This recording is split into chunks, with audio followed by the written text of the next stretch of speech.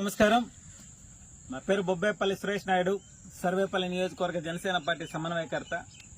ఈరోజు ఏదైతే సర్వేపల్లి రిజర్వాయర్ నుంచి సముద్రానికి వెళ్లే నక్కల కాలవ, ఇటు పొట్టింపాడ గ్రామవాసులు, ఈ చుట్టుపక్కల ఉండేటువంటి గ్రామాలన్నీ కూడా ఈ నక్కల కాలవ వంతెన మీదుగా బ్రహ్మదేవ మీదుగా నెల్లూరుకి వెళ్లేటువంటి రోడ్డు మార్గం.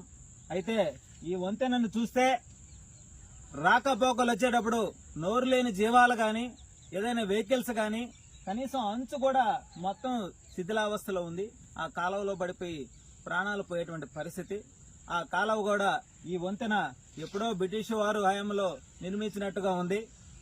అయితే గత వైసీపీ పాలనలో ఈ కాలువ నిర్మాణం, ఈ కాలువ చూస్తే చెట్ల తొలగింపు అని చెప్పి కోట్ల రూపాయలు విలువ చేసేటువంటి గ్రావెల్తో సహా అమ్ముకున్నారు ఆనాటి వైసీపీ నాయకులు.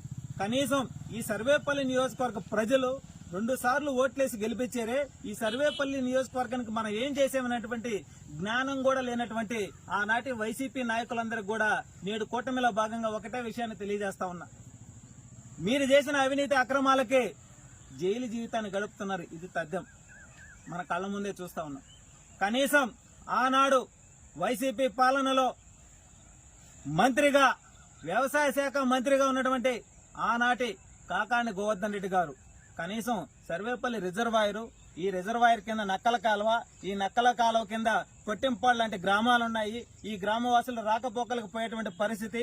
ఈ కాలువ వంతెన అధ్వానంగా ఉంది. కనీసం వంతెన నిర్మాణం అన్న చేస్తామనేటువంటి జ్ఞానం లేకుండా ఏళ్ల మీద మాత్రము నిధులు కేటాయిస్తున్నామని చెప్పి అనేక సందర్భాల్లో చెప్పడం జరిగింది తప్ప ఆయన దాచుకున్న దాంట్లో ఆయన కింద కార్యకర్తలు వాళ్ళ చేతి వాటాన్ని కూడా ప్రదర్శించి కోట్ల రూపాయలు విలువ చేసేటువంటి ఈ కాలువలో గ్రావెల్ను కూడా అమ్ముకున్నటువంటి పరిస్థితులు మనం ఆనాడు చూసాం.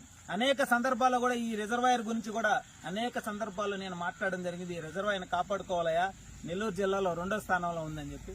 పొట్టింపాడు గ్రామవాసులు ఇటు రాకపోకలకు పోవాలంటే కనీసం ఈ చుట్టుపక్కల ఉన్నటువంటి గ్రామాలన్నీ కూడా రాకపోకలు పోవాలంటే ఆ వంతెన కూలిపోతే వాళ్ళ పరిస్థితి ఏందనేటువంటి విషయాన్ని కూడా ప్రస్తావించాం. కానీ చీమ కొట్టినటువంటి పరిస్థితి కూడా లేదు.